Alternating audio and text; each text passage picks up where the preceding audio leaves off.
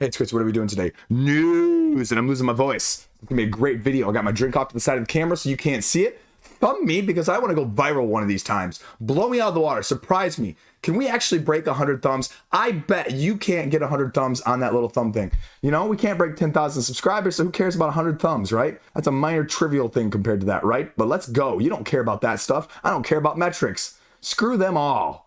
I talk about stuff I like, and that's why you come to this channel in the first place. What's new? What's hot? What's caught my eye on the tabletop board game side of things? I'm hyped up. Are you hyped up? Let's go. First up, you've been waiting for it. I've been waiting for it.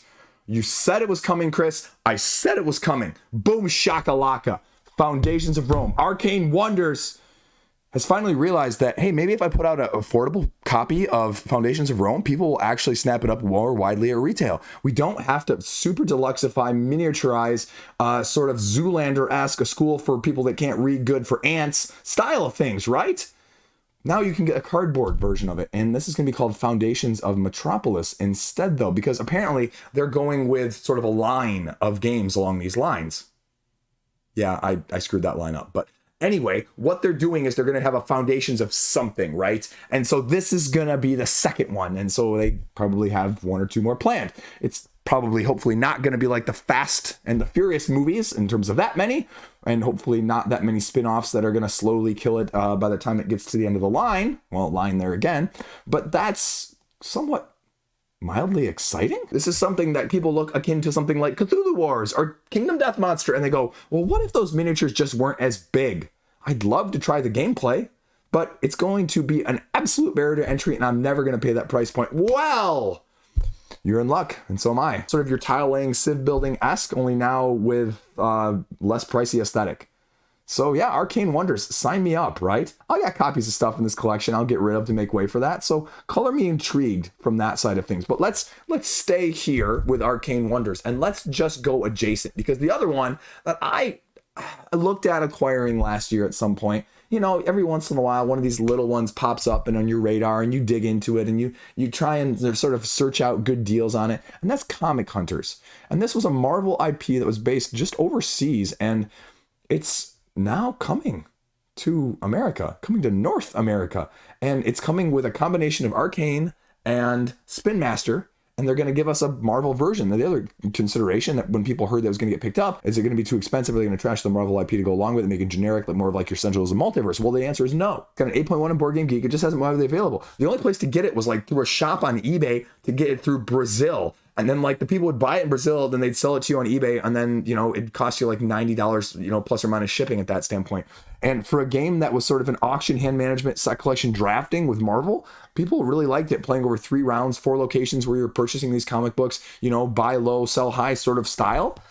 And I don't know, it's always appealed, but now we're going to get it at retail and widely available at retail at that. So I kind of like the idea of that as a whole. Another game that I could see myself easily attempting to pick up at some point as well in the near future. So very interesting there. Speaking of things that I talked about have been drilled into our consciousness and have many iterations, we are getting a new Ticket to Ride, and this is Ticket to Ride Paris. Details? Nah, you don't need details. It's another Ticket to Ride. Now, what's the unique gimmick, slight gimmick going to be? And is it going to be more affordable than Ticket to Ride Legacy of the Old West, or whatever that one was titled? And again, people said that was a great game. I will stand firm that $100 at retail for a legacy game is not a good deal, ever.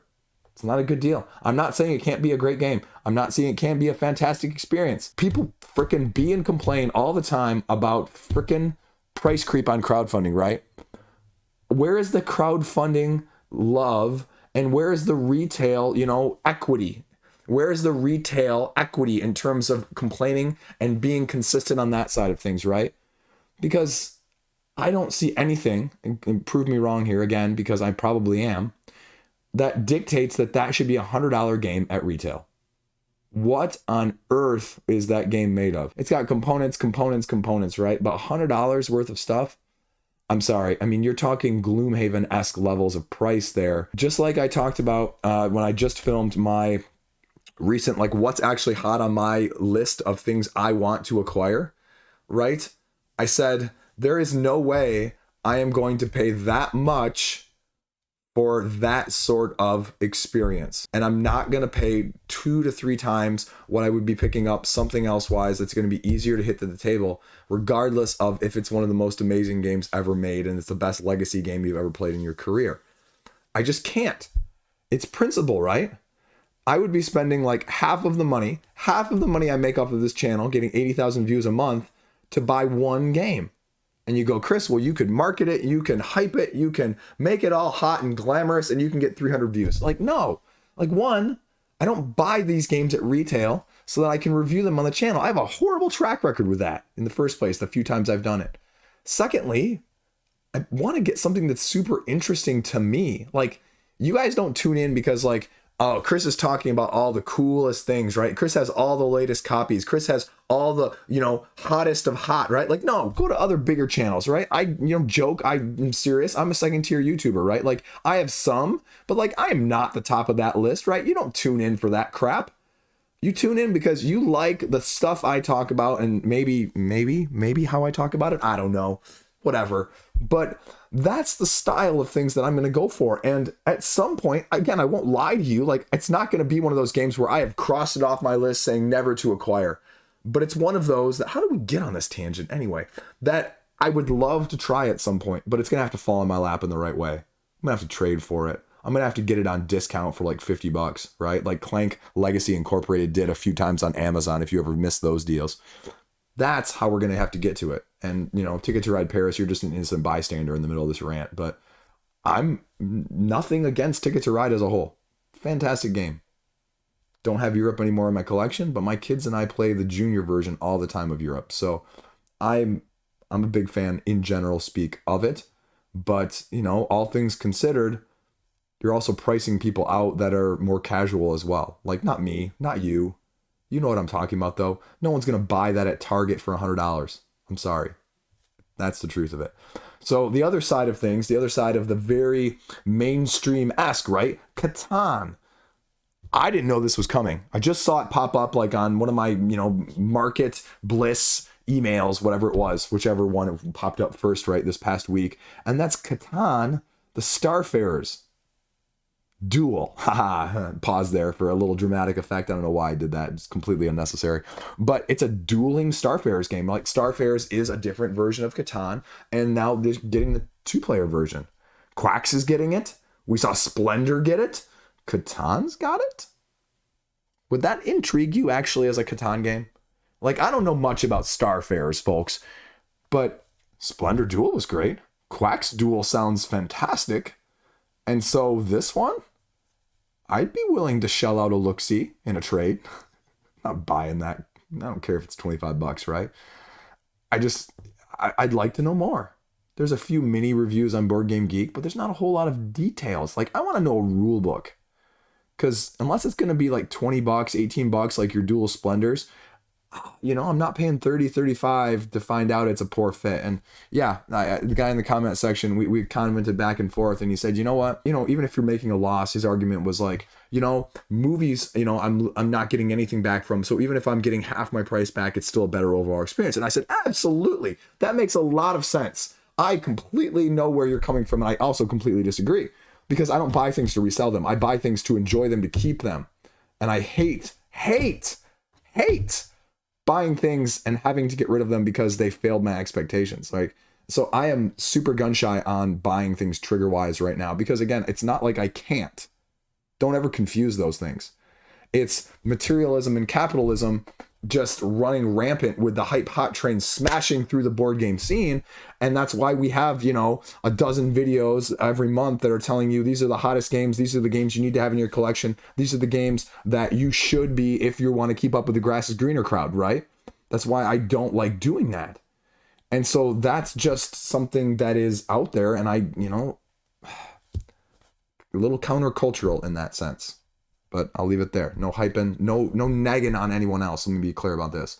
Just my own personal opinion about my own actions and my own doings in that sense. But we're enough tangent-wise there. Did you know that Night Models, Night Games is coming back to crowdfunding with a new Harry Potter miniatures game? Yeah, Wizarding Duels starter box. I think it's coming to crowdfunding. Maybe it's retail. I don't remember. But the trick with this one was, right, there's been nothing. Oh, take that back. The OP has Harry Potter Hogwarts battles. And there was like that little Wizard Cup game, which was like a super mini light worker placement. But that's pretty much it for Harry Potter. And so then, like, when Night Models got this and they put out some of this FOMO retail stuff of these bundles, people like bought this up like hotcakes, right? And the miniatures were fragile, they were broken. They offered this, limited, you only get whatever if you order the big bundles, and you're not going to get Voldemort, or you're not going to get Special Harry or whatever unless you buy the biggest and the best of them all. And the game was apparently pretty trash. I use that term loosely. It was not well appreciated in terms of the actual gameplay. It was not well thought of comparatively to any sort of dueling game, both from a rules aspect as well as an actual implementation of those rules. Now they're coming back to us with something else, akin to sort of what CMON is doing right now with the Song of Fire and the Ice Tactics, which at the time of me filming this has not yet launched, and I am eagerly sitting on the F5 button tomorrow when it does. And so we're going to see, because I just don't know what to make of this, right? Like, the IP is just ripe for being, basically harvested for parts. But we haven't seen it, of all things. We really haven't seen it. And so that's always a little surprising to me, something like that. Again, like sort of like the anime stuff. There's so many anime that are just so ripe for games in this realm of things. With the recent release and just absolutely swell of One Piece, the TCG game, like, there is a massive craving, ravenous fan base for some of this stuff in our, hobby overlap. And so what's really surprised me that nobody like Steamforged or CMON has looked at those style of things, like a Naruto, a Bleach, a One Piece, right? Even a solo leveling. Yeah, I went there, solo leveling. I read that whole manga. Anyway. But something along those lines, a Rurouni Kenshin, if you will. I'm pulling stuff out, right? No, I'm pulling out all the obvious stuff anyway. I can dive deeper, but I'm not going to pull into my anime and manga knowledge. It's not this video. But that's sort of always been my conundrum of why not? Why not? There's such a bigger fan base for something like that than even, say, Elden Ring. I know. Fight me in the comment section down below. I guarantee it's a bigger fan base for that than that. So I just wonder. And so is this going to be something, again, because people, just like Marvel Cinematic Universe right now, right? People are like, the studio is like, well, people don't like it. They just don't like Marvel anymore, right? No. We don't like the crap that's been put out, because clearly there's been dereliction of duty in terms of the writing and the actual like storyline, right? Not that people are saturated or overwhelmed or don't want to see any more of this, right? But they want to see really good stuff. They don't want this mediocre C stuff. We want good stories, complete stories, no plot hole craps, no just, blatant ripoffs of money grabs, right? Black Adam. Anyway, but that's what people want. And I mean, I'm not even going to the Rock, Cody Rhodes, Black Adam, like the DC Universe, comparison right now. I can save that for the end of the video if you really want me to talk about wrestling and tribalism and all those issues that come along with it. But that's what I'm looking at with Harry Potter, is show us something really good from a rules standpoint, and people will buy this. Don't go for the short-term cash grab. Go for the long-term gameplay sustained mode, even if that's 3 to 5 years. Put out a freaking awesome game. Put all your money into the rules and making this the most enjoyable Harry Potter experience ever to be created. And you know what? Long term, it'll pay much more dividends. But again, I don't see that necessarily happening. That takes a lot of effort front end. And I hope that it's more like that. I hope it is. Prove me wrong. I'd be okay with that 100%. So we'll see. Speaking of upcoming games, though, we'll go into the upcoming games section now. A few of these popped on my radar. Lurking over on the HoTnEsS. The really twisting fact of this, Eagle Gryphon Games, is Lacerda, Speakeasy, another heavier set game, sort of, if you're familiar with Speakeasy. We'll talk about that in a second, but it's not even the one that is necessarily the next one up from Eagle Gryphon Games, all according to the internets, because House of Fado, I don't know, musicians and sending them to the Starlight is actually the next one on crowdfunding, with more of a worker placement, heavy speculative market and drafting style of things. And that one's flying under the radar, even though the other one, Speakeasy, is actually the one on the HoTnEsS right now. which again just speaks to how altered the HoTnEsS is. Altered. See what I did there? We'll talk about that in a second, because TCGs and that style of things. But Speakeasy is, well, you're in Manhattan and you're controlling Speakeasy's business during prohibition of alcohol. Who knows? 1920s. Heavy Lacerda. Both of these are going to be super heavy. I mean, 3.5 right now for Speakeasy. And then Fado actually has, if we pull it up here, I can talk to you, only a 2 right now. So maybe that's more in the lines of your Cookie Kitchen, which was supposed to be launching this past week as well from them. So we'll see what it does money-wise. We'll see what it does timing-wise. None of these have dates as far as I'm aware, but people are talking about them already, and we'll kind of see what sort of interest they drum up. The other thing that just got like sort of announced, released, got more interest in as a whole is Steamforged said that, hey, guess what? Remember when we helped out and really assisted the Euthia campaign and re-ran it and raised a bunch of money and saved it? Well, you know what? There's another expansion coming up from Euthia as well. And that title is actually called The Cruel Frost, coming sometime in the spring. Sometime in maybe Q2 is what I'm going to guess. And so we'll see. And it's just being delivered right now to backers around the world as we speak. The previous campaign that, like I said, Steamforged resurrected. So people are going to be all in on it. I mean, there's already like 2 expansions to go along with it. And it was already super freaking expensive for like a Mage Knight Deluxe style game in the first place. And again, a very heavy solo or 1 to 2 player game, even though you can play it with more. Again, it's one of those games where I looked at a recent review offering of something like Hegemony. I said, I would love this, to try this out.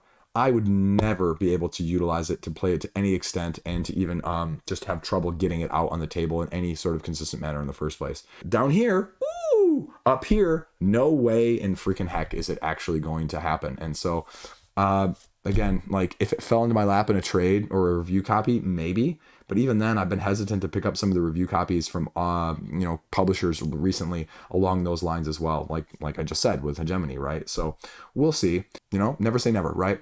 The other thing that's, coming out in the near future, 2 reprints like anniversary-esque or big box stylings. 1, Patchwork, 10th anniversary. It took me 3 takes to get that.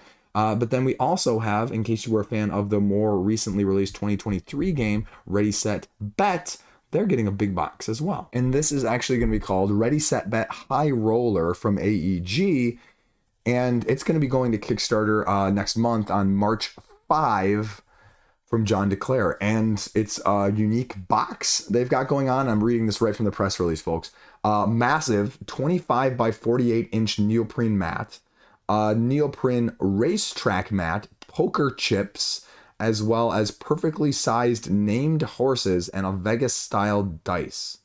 So expect to pay a frickin' premium there, essentially, I think is what they're saying in a nutshell, without saying it actually. Now, going back to Patchwork, it's going to have a new color scheme, new artwork, and patterns, as well as an Automa deck for solo players. So is that going to make you pick this game up if you didn't have it in the last 10 years? And that one's not supposed to come out to near Essen in October.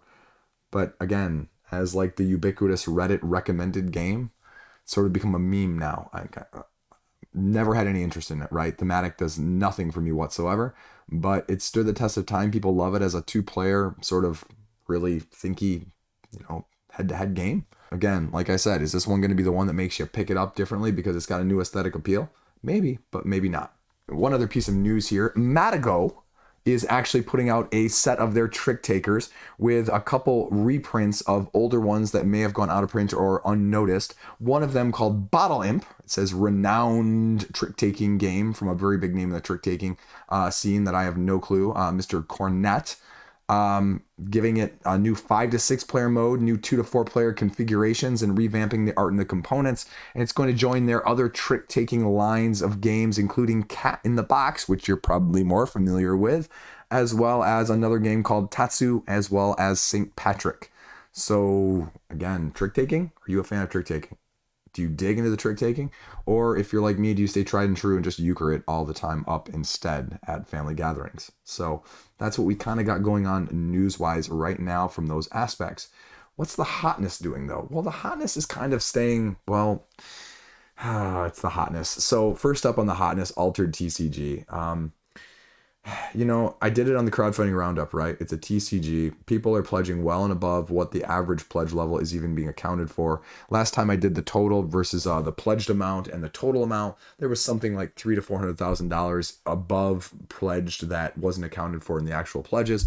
So again, people were obviously or hopefully pledging add-ons upon add-ons upon add-ons. It's doing something slightly different, but you know what? TCGs are just still purely a speculative market. You have these people buying $5,000 worth of this game and hoping that it's going to be the next big thing, when truth be told, I mean, we've seen probably a dozen of these raise anywhere between 100,000 and a million plus in the last 2 or 3 years, and I can't remember any of the names of them, and none of them are the ones that have disrupted the market in the first place, like your One Pieces, like I mentioned earlier, as well as a Flesh and Blood style of things. Those have all gone grassroots, local, blown up from that sense, not crowdfunded. So we'll see. Again, it's got a better pedigree than some of the other ones from a designer aspect, and you can go check that out on crowdfunding. But, I abhor the model. Abhor the model. I was just talking about Star Wars Unlimited the other day. I have a tougher time pulling that trigger in terms of buying that, and that's with an IP I love, let alone an unknown IP that may not stand past the test of delivery date from that aspect of things. And again, I don't care if you say you have a 3 to 5 year model plan, right? Like, you have to have enough people buying it to incorporate and be able to accomplish that plan in the first place. So less people, nowadays it seems like buying to play than it is otherwise. And the other thing that I've realized too, when I played Pokemon TCG with my kids, when they were a little bit heavier into it, right, is it doesn't really behoove you to buy a booster box unless you're chasing the collectible and chasing the resell. If you're chasing to play is just much better. Letting everyone else open up all that superfluous extra stuff that they don't want and they're going to have to try and get rid of, and then buying it secondary market individually priced to build your deck that way off of something like TCG Player, which is a horrible system as a whole, but it's much better than buying 67 packs and ending up with a huge stack of cards in the corner of your room that's never going to get used because you have like 37 copies of it because you bought 4 booster boxes trying to get these extended art random rares that you ended up not getting in the first place as a whole. Because if you're like me, your pull luck is always awful. As a kid, though, with like Star Wars Decipher, I had actually really good pulls. But as an adult, like, I suck. I suck as pulling from that side of things. So I don't know what happened. I just, apparently grew up into one of those people whose luck is just always awful. But anyway, their ISS Vanguard's being delivered.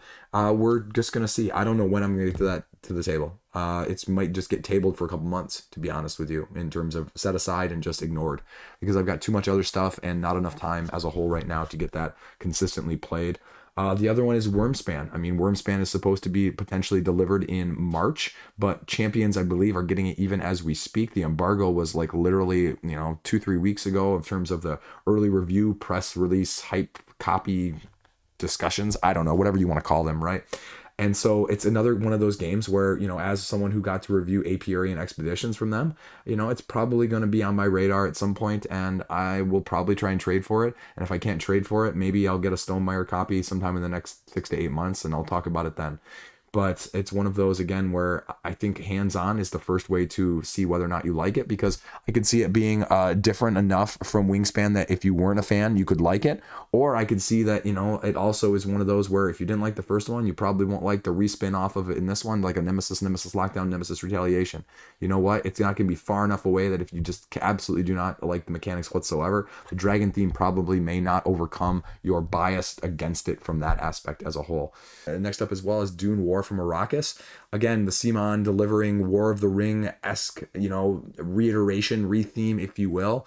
People are spiking it on the secondary market for anywhere between 50 to 90% above what they paid on crowdfunding. And that's true from the individual backer as well as the online shops, friendly local game stores, which is kind of strange too, because, they have a retailer discount, I'm sure. And when you have a price that was $160 for backers, and it was probably less for the retailer bundle, and then you're marking it up to $280 to $300, I have a hard time swallowing that price, friendly, local or not, right? That's still predatory in terms of that. And I understand, but you know what? Also, as a consumer, I have to look out for me too, as much as I appreciate what those stores and what people do in that sense as a business. And again, I'm not discounting that, but also I'm going to look elsewhere to just get a different game. That's not going to be an arm and a leg higher than that. And again, a little risk, a little reward. I'm not saying you can't, make a little money on it, folks, but that's a huge price point. Like, if these retailers are buying it for like $100 and they're marking it up to $300, Like, that's more than just the difference between like game nerds having a game, whatever the price is, versus your local game store of having the MSRP of like $15 or $10 difference, right? Or maybe it's like a 25% markup. We're talking like 200%. And that's too much for me. It's too expensive for my tastes for a game that is too big of an unknown as well, even if it is slightly lighter, slightly easier to play, and slightly less lengthy. You know, I like the idea of it. I never would necessarily be able to get it played in the first place. So if I can't get it for near cost, it's going to be an easy one not to FOMO on, an easy pass from that aspect of things. And then Imperium Horizons is also now just slowly leaking onto the HoTnEsS as well, because this is the next iteration from the Imperium solo multiplayer deck builder of a hardest variety, if you will. Again, I've stated my opinion on the previous versions of it in a nutshell. I just hope that there's a better rule book of how to actually play the game very smoothly and intuitively in this iteration as another standalone expansion, if you will, to get and allow more people who were otherwise having a little bit of that barrier to entry the first time, like myself, because it's a game that in theory I should like, and a game that is someone who is looking for something a step up from a deck building standpoint, I've been told is there, but I'm sorry, nowadays if the rulebook is so difficult for me to try and learn from, I have too much other stuff that's not that way. And I think it just is one of those other issues I've seen at retail and crowdfunding, no issue, or, specific side, one more or the other, where you have people that are amazing at making games, amazing at designing mechanics, QA from that aspect of things, the QI, the quality inspection, quality assurance, whatever it may be that has to go into these rulebooks. I've seen more rulebooks nowadays that seemingly are written for people that seem to know how to play the game already, rather than teaching someone who has never heard of, never played a game like this, or never played this game to learn it. And so I really wish there was some more of that, because it just seems like internally, and that seems to be the trend in some very small aspects. And I'd really like to see that stamped out in all games, so that it is more accessible, because I think that's also how you get people frustrated in the first place who aren't in this hobby in general. They can't learn the game, they get turned off, they get rid of it, they're just done with some of this stuff in the first place. So whether that's Target, retail, or crowdfunding. So something else that came across my board here really quickly, and let's talk about it, because it kind of flown under the radar. It got announced in one of those Game Found Feast blow-ups last year, but it's Chip Theory's, I'm assuming next game that's coming to crowdfunding, and that's WROTH. This is actually a combination of Manny Tremblay and Chip Theory Games. And so they have a preview page with almost 8,000 people following it over on Game Found right now. And all it's got is sort of this mid-weight, faction-driven area control with dice drafting. Those are the keywords that you're getting thrown out here. It reminds me like a Wonderland's War, especially with the aesthetic. They've got like this vibrant, fluorescent color combination going on. And the other reason I'm really bringing it up right now is a couple people posted on social media that, well, they posted, I think they being Chip Theory Games, that they've got a whole bunch of prototypes that are being sent out. Chip Theory, call me. They don't call me. That's okay. I'm second tier. I'm okay with that. But this one has kind of skyrocketed up a little bit on my desire list just to know more information at this point. So if they're sending that out, there is no time frame, and I think maybe there was an ish time frame of Q1. But if that's Q1 time frame, we're probably talking sometime end of March, if I'd had to guess, between these prototypes just being sent out, as well as, the turnaround that's going to go with them in addition. So I'm kind of more intrigued now, but you also know with me, I'm not a huge area control person in the first place. If you're going to label it with some faction-driven asymmetric dice drafting as well, well, you might be able to win me over with a few of those other tasties that you're throwing along with it. The other thing that we're talking about here at the end of this video, we have a little bit of the HoTnEsS as well as the upcoming crowdfunding. So the other big things that are coming up in crowdfunding this coming week, the one that's of most interest to me that I know that is launching, is Steam Power from Wallace Designs.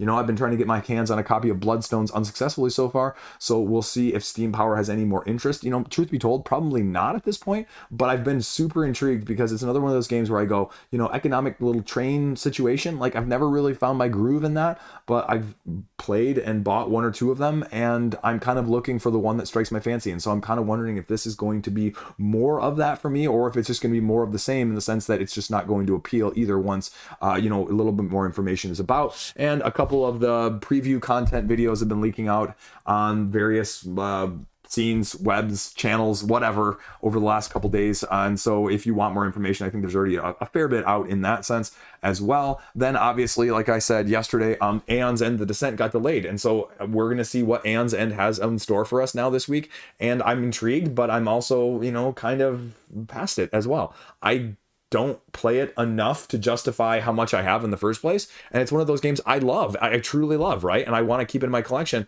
but I want to see something different, and I want to see less power creep, and I want to see less overlap with what's already out there in the first place. Like, give me a true incentive to actually get this game. This isn't sort of just window dressing, if you will, right? Like, I have 6 versions of it already, and I've got power creep, and I've got legacy, and I've got 5 of one mage already, and I just want something that hopefully doesn't fall on that, but I don't know if it will. And so I've made my peace with it, of not being everything for a lot of these games anymore. There are like 2 or 3 games that are out there right now in my collection, or out there in life in general, that I will buy everything for. And 2 of those games are Spirit Island and Bullet. So the rest of them, well, probably the Loop too. Let's be honest here, the Loop. And so maybe a couple more, but you know what I'm saying? Aeon's End has fallen out of that category for me right now. And Astronauts doesn't have the appeal to me right now either. So I'm intrigued to see what they'll do. Are they seeing big fluctuations? Are they going one way or the other based on sales, based on reception of Astronauts versus Aeon's End? I don't have a clue.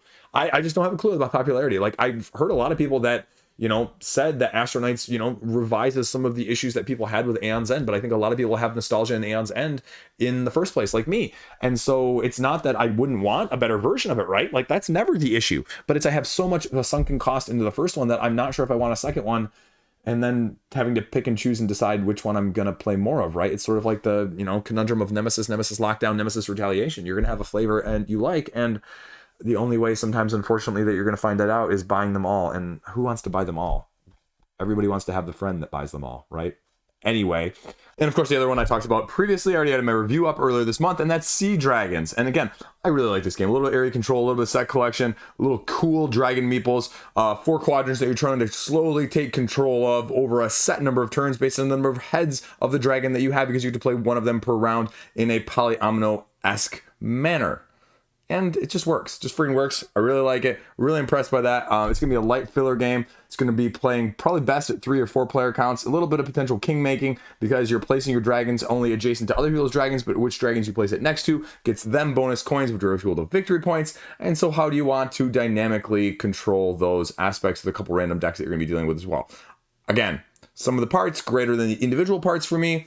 Check out my review if you want. But again, it got delayed from earlier in the month now until the 13th, along with these other ones this week. So, I mean, it's probably not going to be like, 500,000, but hey, if you like the stuff I do, well, you might want to check it out as well. The other one that is kind of launching this week under the radar as well that I'm kind of interested to see is Everstone. And to be clear, the full name is Everstone Discovering Ignis. And what you're going to be doing is a chain moving action engine sequence where you're going to be basically moving your character across the board, linking the locations that are going to have certain actions to what you can do as you uncover these relics in order to score the most points, and just taking your turn until somebody gets 10 reputation points in the first place. So again, just reminds me of a couple weeks ago of Explorers in Nevoria, like just something a little bit lighter, a little bit under the radar, and I'd like to see what it can be put out from that aspect of things. Again, the 20th and 27th are going to be much bigger weeks overall between some of the, reprints of Thunder Road Vendetta, Flow, a couple of those games that are just a little bit more well-known. So this week is a little bit of a lull in terms of the big known ones.